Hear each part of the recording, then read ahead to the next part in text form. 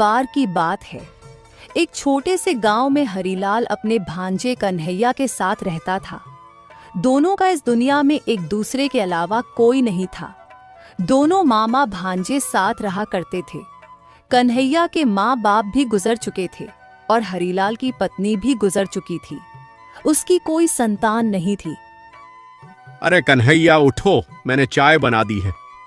जल्दी से हाथ मुंह धो और चाय पी लो। काम पर भी तो जाना है ना, देरी हो रही है। उठो जल्दी से। अरे मामा, वह काम भी क्या काम है। दिन भर मजदूरी करता हूं, फिर भी थोड़ी सी ही मजूरी मिलती है। मुझे उस जमींदार के पास जाकर काम करना बिल्कुल भी अच्छा नहीं लगता। ऊपर से वह जमींदार कितना मुंहफट और बदतमीज है, सीधा मुंह पर गाली देता है। काश मामा, अगर मेरे पास खुद की जमीन होती और मैं उसमें इतनी मेहनत करता तो आज मैं कहां का कहां होता। आज हमारे पास बहुत धन होता। दिन में सपने देखना बंद करो कन्हैया। हमारे पास कोई जमीन नहीं है और न ही जमीन खरीदने के पैसे हैं। अरे हम तो जैसे तैसे अपना गुजारा कर पाते हैं, वही बड़ी बात है। इस उम्र में तो मुझसे कोई काम होने से रहा, फिर भी मैं लकड़ियां बेचकर थोड़े बहुत तो पैसे लाता हूं ना। तुम तो जवान हो, कोई भी काम कर सकते हो। कन्हैया, तुम कब तक ऐसे ही मजदूरी करते रहोगे? मेरा क्या है, मैं आज हूं कल नहीं, लेकिन तुम्हें अभी बहुत जीना है। अगर तुम जीवन में कुछ करना चाहते हो, कुछ बनना चाहते हो, तो मुझे लगता है तुम्हें शहर जाकर कोई काम ढूंढ लेना चाहिए। अरे मामा, शहर में पढ़े लिखे लोग जाते हैं, मैं तो अंगूठा छाप हूं। मैं पढ़ा लिखा थोड़ी हूं जो शहर में जाकर नौकरी करूंगा। मुझ जैसे अनपढ़ को कौन नौकरी देगा। काश मैं पढ़ा लिखा होता तो आज मैं शहर में रह रहा होता। और मामा, मैं तुम्हें भी अपने साथ ही रखता। तुम्हें लकड़ियां बेचने की कोई जरूरत ही नहीं पड़ती। मामा, एक बात बताओ, मेरे पिताजी तो जमीन बेचकर खा गए थे, पियक्कड़ जो थे। उन्होंने मेरे लिए कुछ भी नहीं छोड़ा। लेकिन मामा, आपने जमीन क्यों बेच दी? थोड़ी तो जमीन अपने लिए रख लेते। अब देखो क्या दिन देखने पड़ रहे हैं। अरे कन्हैया, हम दोनों के नसीब में शायद जमीन थी ही नहीं। तुम्हारे मामी के इलाज में मेरी जमीन घर दोनों बिक गए। मैंने दोनों भी जमींदार के पास गिरवी रखे थे, लेकिन तुम्हारे मामी के इलाज में इतने पैसे खर्च हो गए कि इतने पैसे लौटाना मेरे बस की बात नहीं थी। फिर जमींदार ने मेरे घर और जमीन पर कब्जा कर लिया। पैसे भी गए, जमीन भी गई, घर भी गया। और तो और मेरी किस्मत तो देखो, तुम्हारी मामी को भी ना बचा सका, वह भी गई। हम दोनों की ही किस्मत फूटी है। जाने दो, छोड़ो। तुम भी क्या पुरानी बात लेकर बैठ गए। अब जो है सो है। जैसे ऊपर वाले की मर्जी होगी वैसे जिएंगे। चल अब उठ, देरी हो रही है। मैं अभी लकड़ियां काटने जा रहा हूं। तुम चाय नाश्ता कर लो और जमींदार के यहां चले जाना। मामा, उस जमींदार का नाम सुनता हूं ना तो मेरा खून खोलने लगता है, लेकिन मजबूरन जाना पड़ता है। सुबह सुबह उस नासपिटे का मुंह देखना पड़ता है, और वो भी नासपिटा कहीं का। सुबह सुबह बहुत सुनाता है, सीधे मुंह तो कभी बात भी नहीं करता। कन्हैया, हमारी मजबूरी है बेटा, उसके अलावा हमारे पास कोई रास्ता नहीं है। अगर तुम वह भी काम छोड़ दोगे तो हमें भूखे रहने की नौबत आ जाएगी। हम अपना पेट कैसे पालेंगे? जब तक कोई दूसरा काम नहीं मिलता तब तक तुम्हें वही काम करना होगा। अब तुम बातें ही करते रहोगे या जाओगे भी? हाँ हाँ मामा, जा रहा हूं। हरीलाल लकड़ियां लेने जंगल चला जाता है और कन्हैया चाय नाश्ता करता है। उसके बाद कन्हैया भी जमींदार के यहाँ काम पर चला जाता है। कन्हैया को आते देख जमींदार बोलता है, क्यों बे नमक हराम, ये क्या कोई वक्त है आने का? माफ करना जमींदार जी, थोड़ी सी देर हो गई। तुम इसे थोड़ी सी देर कहते हो? तुम पूरे आधे घंटे देरी से आए हो। तुझे पता है ना, मुझे देरी से आने वाले लोग बिल्कुल पसंद नहीं। तुझे इस बात की सजा मिलकर रहेगी। आज तेरे आधे दिन की तनख्वाह काट दी जाएगी ताकि तू आइंदा ऐसी भूल ना करे। इस बार माफ कर दीजिए मालिक, अगली बार मैं वक्त पर आऊंगा। मेरी तनख्वाह मत काटिए। पहले ही मुझे कितनी कम तनख्वाह मिलती है, उसमें से भी आप आधे दिन की तनख्वाह काट लोगे तो मेरे पास बचेगा ही क्या? काम करने का क्या फायदा? मैं तो सिर्फ आधा घंटा ही देरी से आया हूं। मैं आधा घंटा ज्यादा रुक कर काम कर लूंगा। एक तो देरी से आते हो, ऊपर से मुंह चला रहे हो। बोल तो ऐसे रहे हो जैसे आधा घंटा रुककर मुझ पर कोई एहसान कर रहे हो। कोई जरूरत नहीं है। मैंने एक बार कह दिया तो कह दिया। मैं तुम्हारी आधे दिन की तनख्वाह काट कर ही रहूंगा। सीधी तरह काम करना है तो करो, वरना निकलो यहां से। मुझे तुम्हारे जैसे की जरूरत नहीं है। मुझे वक्त पर काम करने वाले लोग चाहिए, तुम्हारे जैसे कामचोर नहीं। ये सारी बातें सुन कन्हैया को बहुत गुस्सा आता है, लेकिन वह कुछ बोल नहीं पाता और अपने काम पर लग जाता है। कुछ दिन ऐसे ही बीत जाते हैं। एक दिन गांव में बहुत भयंकर बाढ़ आती है। बाढ़ इतनी भयंकर होती है कि पूरा गांव का गांव बह जाता है। उसमें गांव के बहुत सारे लोग मारे जाते हैं। किसी का भी घर नहीं बच पाता। उसमें कन्हैया और घर हरीलाल का भी घर बह जाता है। किस्मत से दोनों बच जाते हैं और किसी तरह बचकर उस गांव से बाहर आ जाते हैं और दूसरे गांव में पहुंचकर एक पेड़ के नीचे बैठ जाते हैं। कन्हैया बोलता है, ये क्या हो गया मामा? ये सब कैसे हो गया?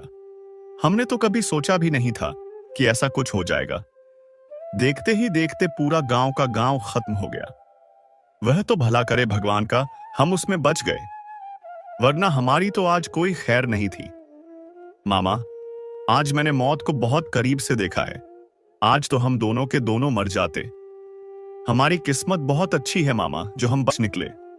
लेकिन मामा, अब क्या होगा? अब हम कहां जाएंगे? हमारे पास ना तो अब अपना घर रहा और ना ही हमारा गांव। हमारा गांव तो पूरा लबालब पानी से भरा हुआ है। अब कहां रहेंगे, कहां जाएंगे? और हमारा तो इस पूरी दुनिया में कोई रिश्तेदार भी नहीं है। अब क्या करें मामा? हाँ कन्हैया, सही कह रहे हो। इतनी भयंकर बाढ़ तो मैं अपनी पूरी जिंदगी में नहीं देखी। इतना डरावना और खौफनाक मंजर देख मैं तो सच में डर गया था और मुझे लग रहा था कि आज मेरा भी आखिरी दिन है। अब मैं नहीं बच पाऊंगा, पर ऊपर वाले ने हमें बचा ही लिया। और अब देखते हैं, अगर ऊपर वाले ने हम जीवन दान दिया है तो ऊपर वाला ही हमें आगे का रास्ता दिखाएगा। हमें कुछ दिनों के लिए कहीं और गुजारा करना ही होगा, क्योंकि कुछ दिनों तक हमारे गांव में पानी तो ऐसा ही रहेगा। जब तक ठीक नहीं हो जाता हमें दूसरी जगह ढूंढनी होगी। कन्हैया, वैसे भी थोड़ी देर में रात हो जाएगी। हमें कोई ना कोई रहने के लिए ठिकाना ढूंढना पड़ेगा, और इस गांव में हमारा कोई जान पहचान वाला तो है नहीं। किसे मदद मांगेंगे? और वैसे भी हमारी मदद कौन करेगा? कोई हमें रहने के लिए जगह नहीं देगा और अनजान लोगों को कोई अपने घर में नहीं रखता। लोग हमें चोर समझकर भगा देंगे और यहां बैठे रहने से भी कोई फायदा नहीं होने वाला। चलो चलकर देखते हैं, कोई जगह मिल जाए। यही सोचकर दोनों वहां से निकल जाते हैं और रहने के लिए जगह ढूंढने लगते हैं। तभी उन्हें एक पुरानी झोपड़ी दिखाई देती है। देख कन्हैया, ऊपर वाले ने हमारी सुन ली। मुझे लगता है यहां सालों से कोई नहीं रहता। ये जगह हमारे लिए सही रहेगी। थोड़ी सी गंदी है, पर हम इसे साफ कर लेंगे और हम इसे रहने लायक बना लेंगे। जब तक हमारा गांव ठीक नहीं हो जाता हम यहीं रह लेते हैं। मामा, रहने का इंतजाम तो हो गया, लेकिन मुझे तो भूख भी बहुत लगी है। अब खाने का क्या? थोड़ा सब्र कर कन्हैया, जान बची तो लाखों पाए। खाने का क्या है? अगर ऊपर वाले ने रहने का इंतजाम कर दिया है तो खाने का भी कर ही देगा। थोड़ा सब्र कर। तुझे नहीं लगता हमारी जान बच गई? इससे ज्यादा जरूरी और क्या हो सकता है? आज के दिन तो हमें भूखे पेट ही सोना पड़ेगा। कल देखते हैं, अगर कुछ हो पाए तो। इस गांव में अगर थोड़ा बहुत भी कहीं काम मिल गया तो खाने का भी इंतजाम हो ही जाएगा। हाँ मामा, वह भी है। आप सही कह रहे हो। मैं भी कल इस गांव में निकलकर देखता हूं। अगर किसी के पास कोई काम हो तो कर लूंगा। फिर दूसरे दिन कन्हैया और हरिलाल गांव में काम की तलाश में निकल पड़ते हैं। नमस्ते सेठ जी, मेरा नाम हरिलाल है। हम दोनों चंदनपुर गांव से आए हैं। हम दोनों के पास रहने का कोई ठिकाना नहीं था। हम आप ही के गांव में बाहर एक छोटी सी झोपड़ी है, वहां रह रहे हैं। हम दोनों बहुत परेशानी में हैं। हमारे गांव में बहुत भयंकर बाढ़ आई थी, जिसमें हमारा पूरा का पूरा गांव बह चुका है। किस्मत से हम दोनों बच निकले, लेकिन सेठ जी, दोनों के पास कुछ भी नहीं बचा है। हम दोनों कल से भूखे हैं, पेट में अन्न का दाना तक नहीं है।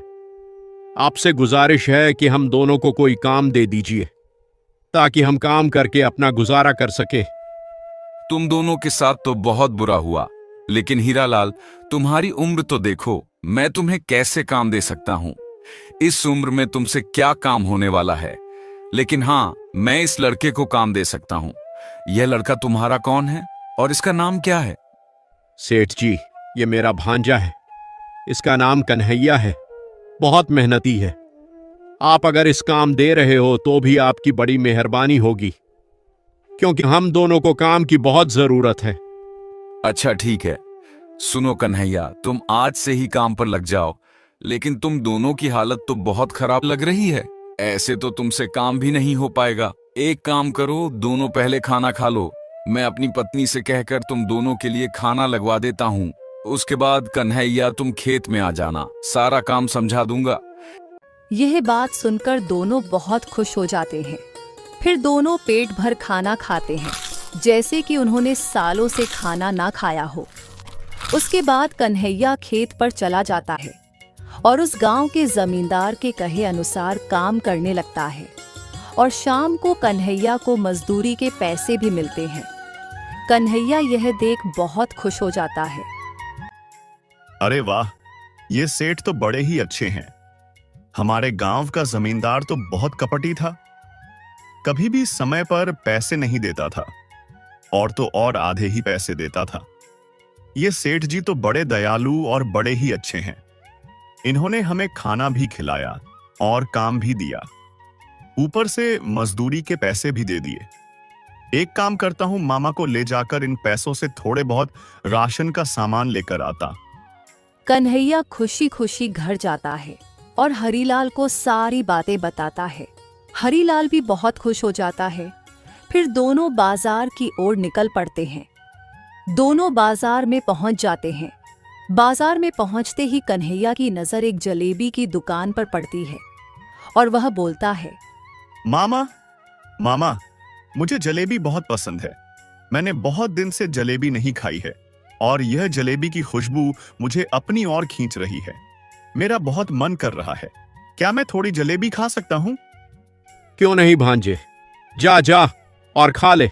वैसे भी तूने आज बहुत मेहनत की है और उस मेहनत का इनाम तुझे मिला है, और इसी बहाने मैं भी थोड़ी जलेबी चख लूंगा। बहुत दिनों से मैंने भी जलेबी नहीं खाई है। अरे भाई, जरा पाव भर जलेबी कितने की दी? जी भैया, 1 सिक्का। दोनों उस जलेबी वाले से 1 सिक्के में जलेबी खरीद लेते हैं।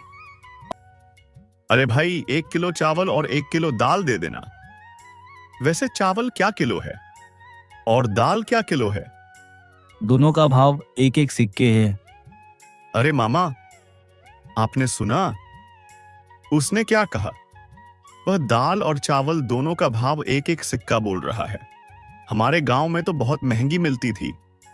कन्हैया, मुझे लगता है इसने गलती से हमें 1-1 सिक्का बोल दिया है। एक काम करते हैं, चुपचाप इससे 1-1 सिक्के में दाल और चावल लेकर यहां से निकल लेते हैं। क्या पता उसे याद आ जाए कि उसने गलत भाव बोल दिया है। वह दोनों वहां से दाल चावल लेकर वहां से निकल जाते हैं और थोड़ी दूर जाकर कन्हैया बोलता है, अरे मामा, सामने देखो, बर्तन की दुकान। हमने दाल चावल तो ले लिया, लेकिन उन्हें पकाने के लिए हमारे पास तो बर्तन है ही नहीं। चलो जाकर वहां से कुछ बर्तन खरीद लेते हैं। हाँ कन्हैया, सही कह रहे हो। हमें बर्तन की जरूरत है। चलो उस दुकान पर चलते हैं। अरे भाई, मुझे हांडी खरीदनी थी। हांडी की क्या कीमत है? और साथ में 2 थालियां भी चाहिए। सब मिलाकर कितना होगा? हांडी का 1 सिक्का और 2 थालियां के 1-1 सिक्के। एक एक सिक्के सुनते ही कन्हैया और हरीलाल सोच में पड़ जाते हैं। मामा, ये क्या हो रहा है? ये कैसा अजीब गांव है? यहाँ हर चीजों की कीमत 1 सिक्का ही क्यों बोल रहे हैं? हम जहां भी जा रहे हैं, हर कोई बस 1 सिक्का ही बोले जा रहा है। ऐसे कैसे हो सकता है? सभी चीजों का भाव एक जैसा कैसे हो सकता है? भला जलेबी और दाल, इन दोनों का भाव 1 सिक्का कैसे हो सकता है? और अब यह बर्तन वाला भी यही कह रहा है कि थाली का भी 1 सिक्का और हांडी का भी 1 सिक्का। भले ऐसा कैसे हो सकता है? कन्हैया, मुझे तो लगता है जरूर यहाँ कुछ गड़बड़ है। यह गांव मुझे कुछ ठीक नहीं लग रहा। एक काम करते हैं, इससे बर्तन खरीद लेते हैं और जाकर और चीजों के दाम भी पता करते हैं। दोनों उस बर्तन वाले से बर्तन लेकर एक फल की दुकान पर जाकर खड़े हो जाते हैं और बोलते हैं, अरे भाई, ये फल कैसे दिए?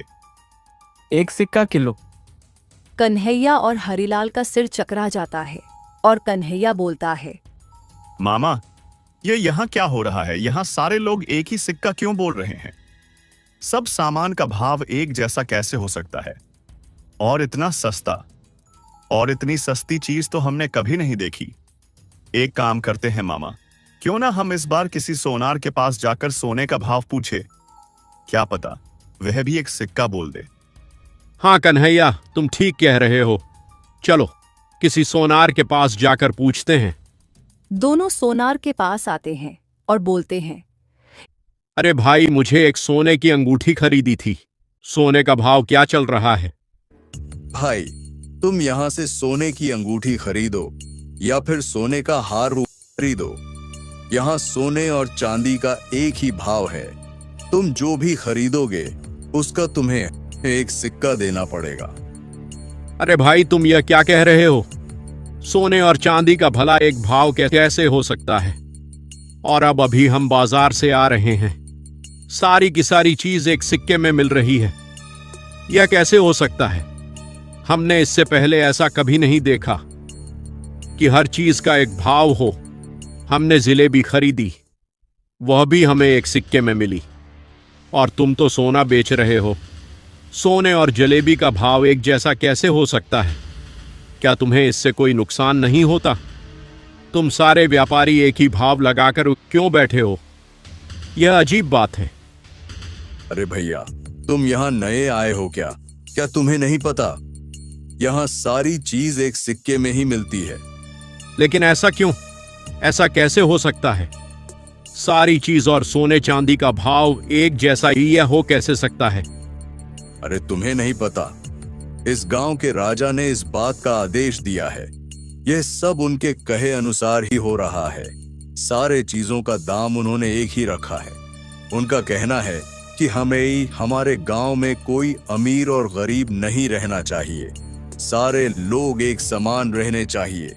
सारे लोगों को एक समान दाम मिलना चाहिए। इसलिए हम सारे व्यापारी 1 सिक्के में चीज बेचते हैं।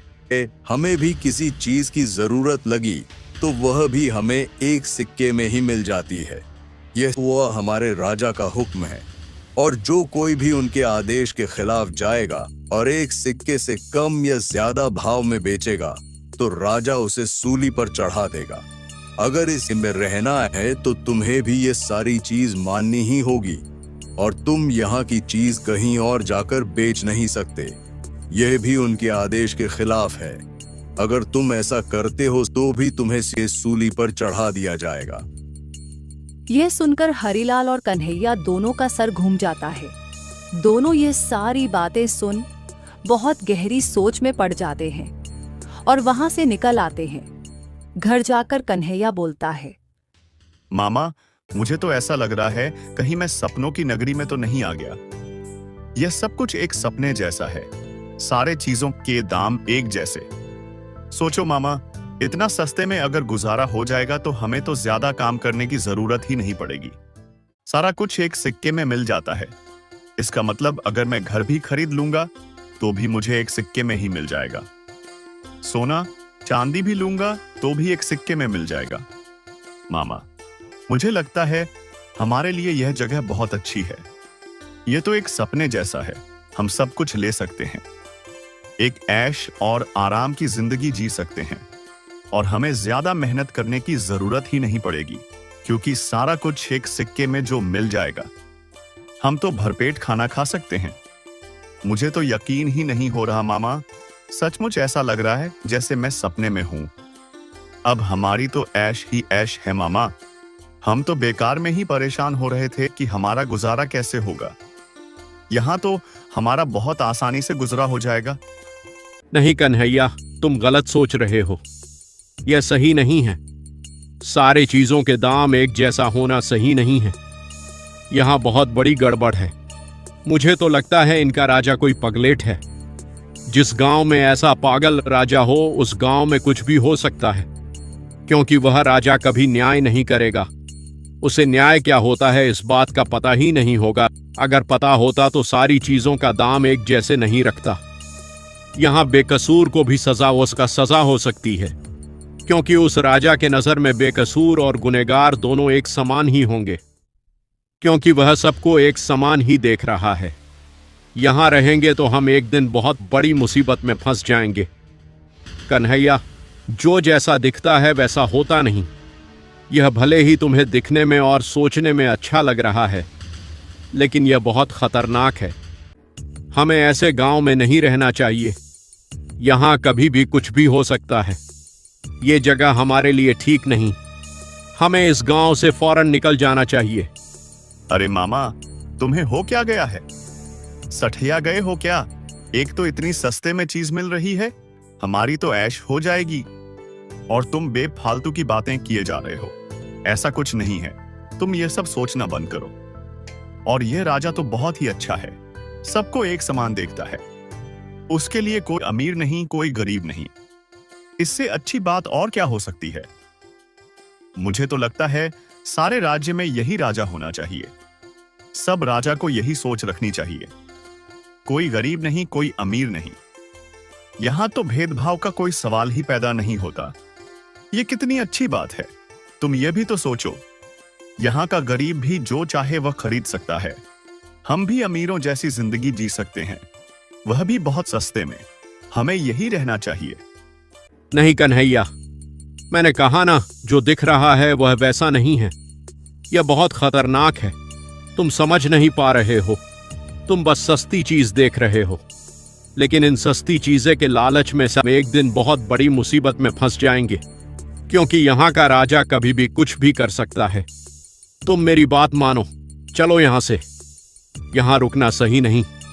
नहीं मामा, मैं यहां से कहीं नहीं जाऊंगा। एक तो इतने दिनों बाद मुझे इतना अच्छा और भरपेट खाने को मिला है, ऊपर से सारी चीज कितनी सस्ती है। मैं तो यहां अपना बड़ा सा घर बनाकर आराम से रहूंगा, और तुम यहां से जाने की बात कर रहे हो। मैं यहां से कहीं नहीं जाऊंगा। मुझे एक ऐश और आराम की जिंदगी जीनी है, जो यहां रहकर ही मुमकिन है। वैसे भी मैं सालों से काम कर कर थक गया हूं, और यहां बहुत कम पैसों में भी काम चल जाता है, और एक ऐश और आराम की जिंदगी भी मिल जाती है।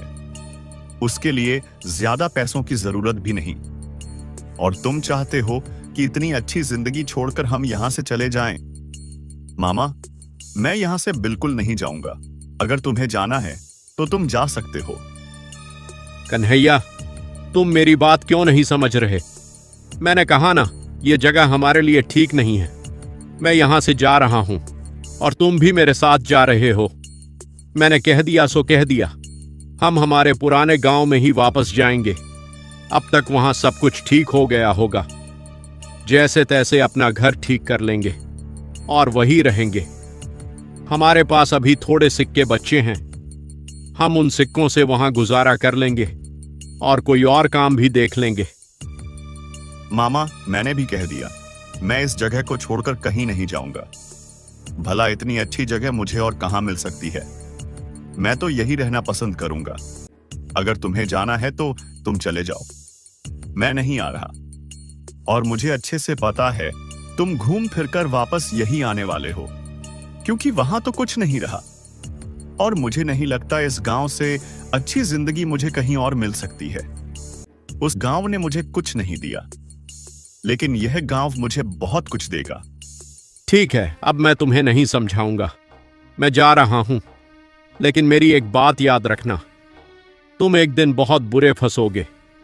तब तुम्हें समझ आएगा कि मैं तुम्हें क्या समझाने की कोशिश कर रहा था। तब तुम्हें मेरी याद आएगी। अभी तुम अंधे हो चुके हो, तुम्हें ऐश और आराम के अलावा कुछ नहीं दिखाई दे रहा, लेकिन यही ऐश और आराम की जिंदगी एक दिन तुम्हें ले डूबेगी। ऐसा कहकर हरीलाल वहां से अपने पुराने गांव की ओर निकल पड़ता है। हरीलाल के जाते ही कन्हैया सोचता है, ये मामा भी ना, लगता है मामा सठिया गया है, इतनी अच्छी जिंदगी छोड़कर जा रहा है, और वह भी उस पुराने गांव, जिस गांव ने हमें कभी कुछ नहीं दिया। वैसे मुझे बुरा तो बहुत लग रहा है कि वह मुझे छोड़कर चले गए, क्योंकि बचपन से इन्होंने ही मुझे संभाला था। लेकिन मैंने तो उन्हें बहुत समझाने की कोशिश की, वही अपनी जिद पर अड़े हुए थे। लेकिन मुझे इस बात का भी यकीन है कि यह मामा लौटकर जरूर आएगा। कन्हैया हरीलाल का इंतजार करता है, लेकिन हरीलाल नहीं लौटता। कुछ दिन ऐसे ही गुजर जाता है। कन्हैया वहां के जमींदार के पास काम करता है और अच्छे खासे पैसे कमाता है। अपने लिए एक बहुत बड़ा मकान बना लेता है और दिन रात अच्छे अच्छे पकवान खाता रहता है। वाह, क्या जिंदगी है मेरी। मैं ऐसे ही सपना देखा करता था, जिसे मैं आज जी रहा हूं। मुझे तो यकीन ही नहीं हो रहा। मैं जो चाहे वह खा सकता हूं, जो चाहे वह खरीद सकता हूं। पता नहीं मामा कैसे जी रहा होगा।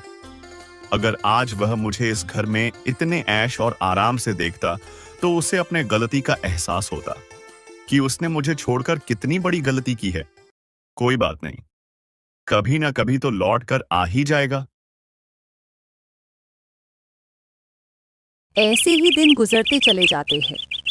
एक दिन राजा के दरबार में सिपाही एक चोर को पकड़ लाते हैं और मंत्री राजा से कहते हैं, महाराज, ये आदमी चोर है। इसने हमारे गांव में चोरी करने की कोशिश की है। इसे एक आदमी ने रंगे हाथ पकड़ा है, जिसका यह सामान चुरा रहा था। अच्छा, तो यह बात है। ये किस आदमी का सामान चुरा रहा था? वह आदमी कौन है जिसे इसने पकड़ा? महाराज, वो आदमी में ही हूँ। मेरा नाम बिरजू है। मैं बाजार में अपने लिए खरीदारी कर रहा था। तभी यह आदमी चुपचाप मेरी थैली उठाकर भागने ही वाला था। तभी मैंने इसे पकड़ लिया। अच्छा, मंत्री जी, तुम क्या मूर्ख हो गए हो क्या? तुमने इस आदमी को क्यों पकड़ा? तुम्हें तो बिरजू को पकड़ना चाहिए था। सारे लोग चौंक जाते हैं। बिरजू कहता है, महाराज, आप यह क्या कह रहे हैं? चोरी मैंने नहीं, इसने की है। फिर मुझे किस बात की सजा? मूर्ख कहीं के, सारी गलती तुम्हारी है।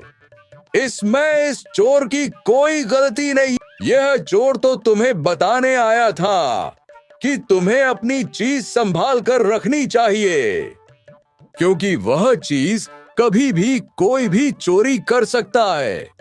यह सब तुम्हारी लापरवाही की वजह से हुआ। अगर तुम लापरवाह ऐसा नहीं करते तो तुम्हारी चीज चोरी नहीं होती।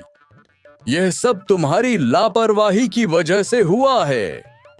तो हम इस चोर को किस बात की सजा दे? तुम लापरवाह हो, इसलिए तुम्हारे साथ यह सब कुछ हुआ है, और हम हमारे राज्य में यह लापरवाही नहीं चाहते। मैं नहीं चाहता कि जो तुमने किया है वह कोई और करें। इसीलिए तुम्हें इस लापरवाही की सजा जरूर मिलेगी। इस चोर की इसमें कोई गलती नहीं है। इसने चोरी कर तुम्हें सबक सिखाया है कि आइंदा तुम ऐसी लापरवाही ना करो। मंत्री जी, इस चोर को जाने दो और इस बिरजू को अभी पकड़ के कारागृह में डाल दो। और कल सुबह हम इसे फांसी पर चढ़ा दो, ताकि इसका अंजाम देख हमारे राज्य का कोई आदमी ऐसी लापरवाही ना करे। बिरजू पूरी तरह से घबरा जाता है और कांपने लगता है और बिरजू को कारागृह में डाल देते हैं। और अगली सुबह बिरजू को फांसी के लिए खड़ा किया जाता है और जल्लाद फांसी का फंदा उसके गले में डालता है तो वह बिरजू के गले में ठीक से नहीं बैठता और फिसल कर निकल जाता है। उसे जल्लाद के दिमाग में यह बात नहीं आती कि उस फांसी के फंदे को गले के हिसाब से छोटा या बड़ा किया जा सकता है। जल्लाद सोच में पड़ जाता है और राजा से कहता है, महाराज, यह तो बहुत गड़बड़ी हो गई। यह फांसी का फंदा तो इसके गले में बैठ ही नहीं रहा। हम इसे फांसी कैसे देंगे? इसको तो इस फंदे में फांसी नहीं लगेगी।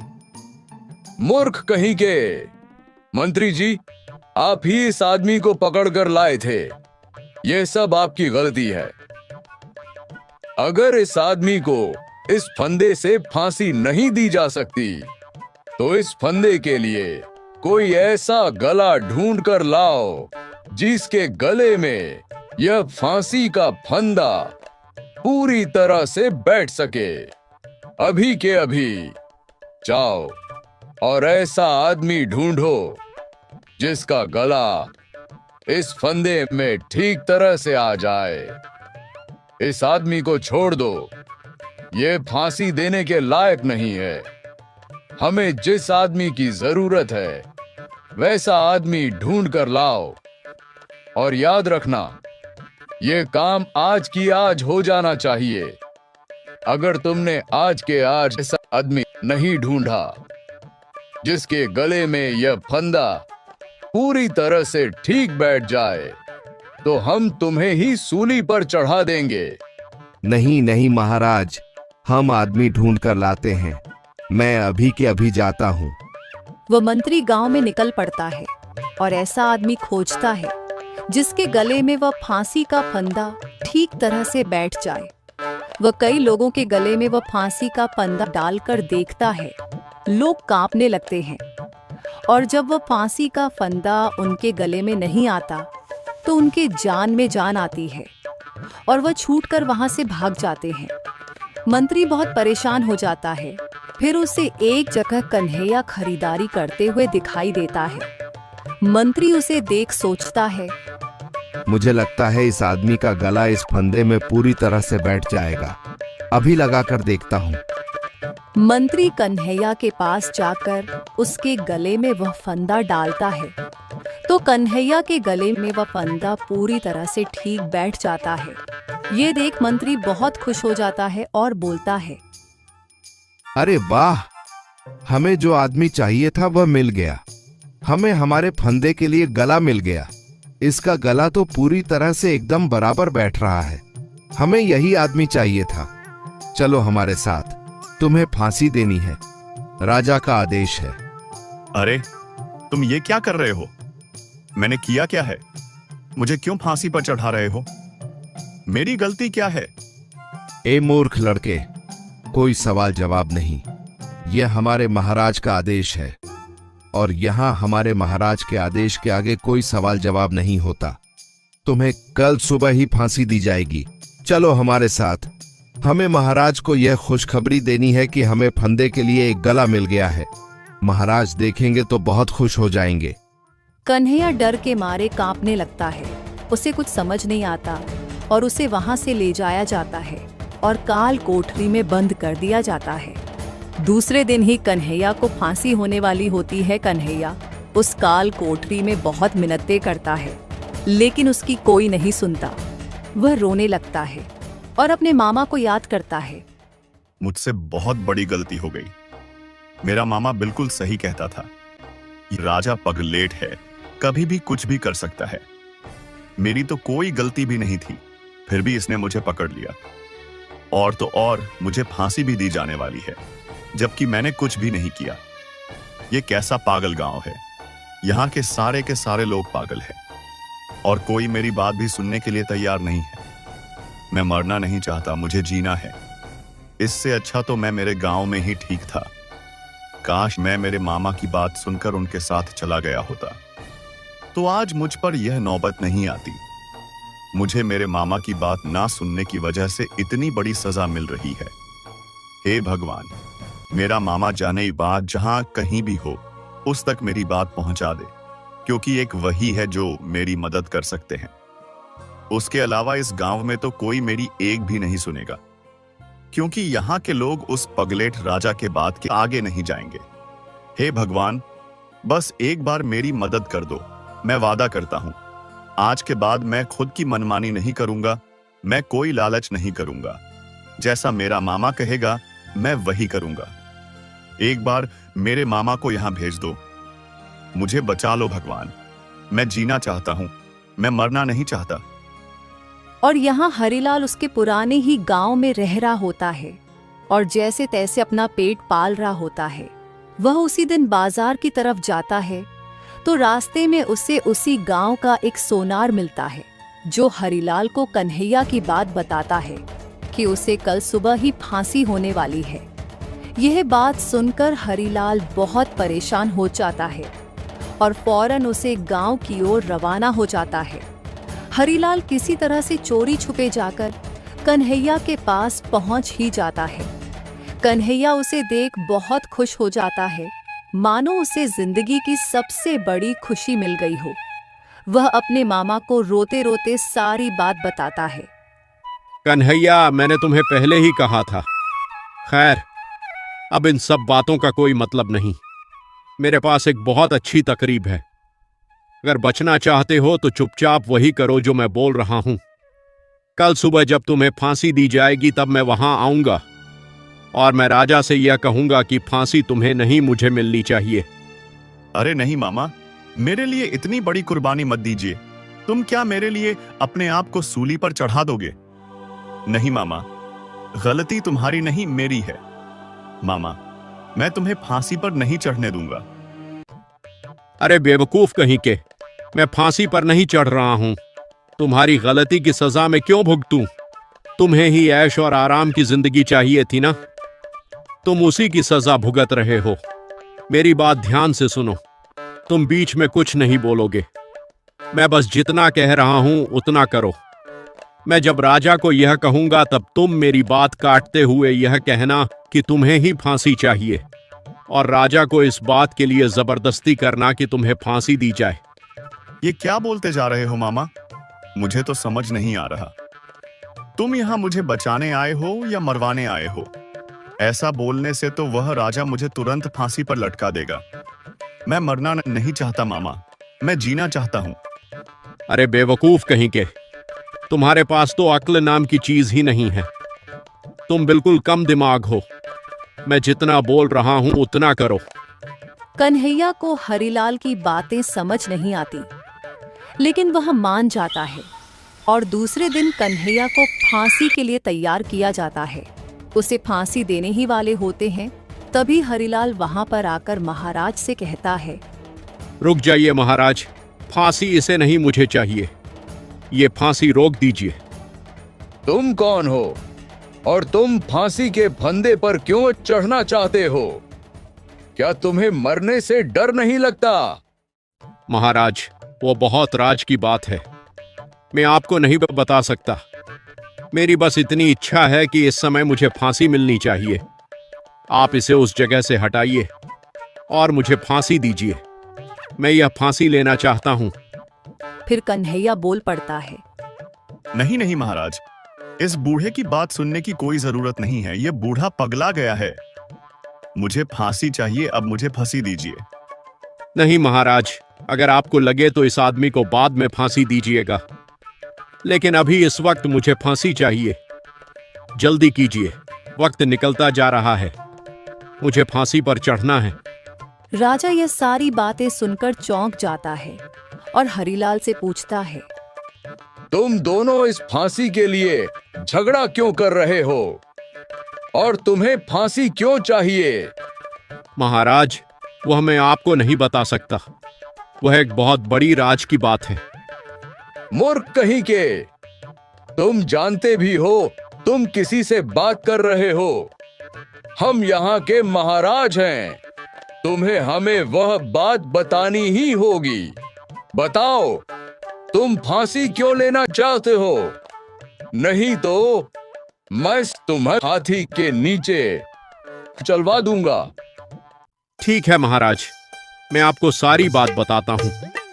दरअसल बहुत सालों में एक बार ऐसा मुहूर्त आता है जी। इस मुहूर्त में अगर कोई आदमी फांसी पर लटक जाए तो उस पर भगवान की विशेष कृपा प्राप्त होती है और अगले जन्म में वह बहुत बड़े विशाल साम्राज्य का राजा बनता है। और वह एक ऐसा राजा बनता है जिसके सामने देवता भी सर झुकाएंगे। वह इतना बलवान होता कि तीनों लोगों में भी उसके सामने टिकने वाला कोई नहीं होगा।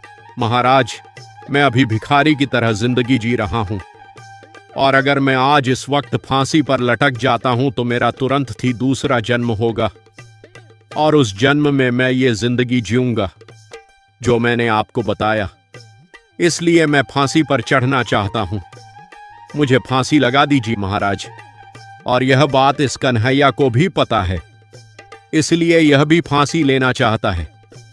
आप मेरी बात सुनिए, वो फांसी दीजिए, इसे नहीं। महाराज सारी बातें सुन सोच में पड़ जाते हैं और मन ही मन सोचते हैं, अच्छा तो यह बात है, इसीलिए दोनों फांसी के लिए लड़ रहे हैं। इस बात का अधिकार तो सबसे पहले मुझे मिलना चाहिए, क्योंकि मैं सबसे बड़ा हूं और इस गांव का राजा हूं। अगर यह वक्त निकल जाएगा तो मैं इतना बड़ा राजा कभी नहीं बन पाऊंगा। यह अधिकार मुझे मिलना चाहिए, इन दोनों को नहीं। राजा यह सब सोच ही रहा होता है, तभी राजा का मंत्री बोल पड़ता है, महाराज, मेरी आपसे विनती है, मैं भी राजा बनना चाहता हूँ। भले इस जन्म में नहीं बन पाया, लेकिन अगले जन्म में मैं राजा बनना चाहता हूँ, और वह भी आपसे भी बड़ा राजा। महाराज, मेरी आपसे विनती है, आप मुझे फांसी दे दीजिए। नहीं मंत्री, इस फांसी पर सबसे बड़ा अधिकार मेरा है, क्योंकि मैं यहाँ का राजा हूं और जो मैं कहूंगा वह तुम्हें मानना होगा। इस फांसी पर कोई नहीं, सिर्फ मैं चढ़ूंगा। मैं तुमसे कह रहा हूं, मुझे फांसी दे दो, यह हमारा आदेश है। महाराज, आप क्या कह रहे हैं? आप तो अभी इस राज्य के राजा ही हो। आपके जाने के बाद यह सारा राज्य कौन संभालेगा? आपका यहाँ रहना जरूरी है। आप मुझे फांसी दे दीजिए। नहीं मंत्री, मैंने कहा ना, इस फांसी पर मेरा अधिकार है और मेरे जाने के बाद तुम यहाँ के राजा बन जाना और इस राज्य की देखभाल तुम जैसा मन करे वैसे करना। राजा बनने की बात सुन मंत्री भी खुश हो जाता है और बोलता है, ठीक है महाराज, जैसा आप कहो। आपके हुक्म के आगे हम सब की कब चली है जो अब चलेगी। हम आपको फांसी देने के लिए तैयार है। फिर राजा कन्हैया को उस जगह से हटाकर खुद फांसी लेने के लिए वहां खड़ा हो जाता है और इसी बात का फायदा उठाकर मौका देखते ही दोनों मामा भांजे वहां से भाग जाते हैं।